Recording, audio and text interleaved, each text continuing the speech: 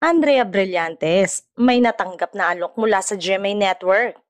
Usap-usapan ngayon sa showbiz world ang balitang may alok ang GMA Network kay Andrea Brillantes.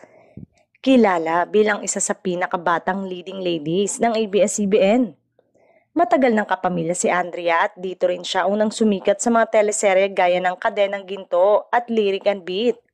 Ayon sa source, hindi imposible na makareceive ng offer si Andrea mula sa GMA7 lalo na't maraming kapamilya stars ang lumipat o nakikipag-collaborate na rin sa Kapuso Network.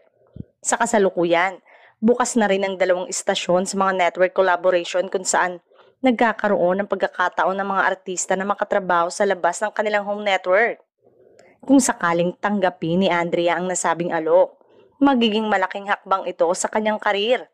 Ngunit marami rin ang nagtatanong kung mananatili pa ba siya bilang solid kapamilya lalo na't umalis na ito sa bakuran ng Star Magic ng ABS-CBN. Samantala, nananatiling tahimik si Andrea hinggil sa issue. Wala pang kumpirmasyon mula sa kanyang kampo sa GMA Network ukol dito.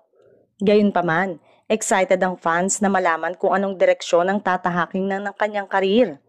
Mananatili ba siyang kapamilya o tatahakin ang bagong yugto bilang kapuso?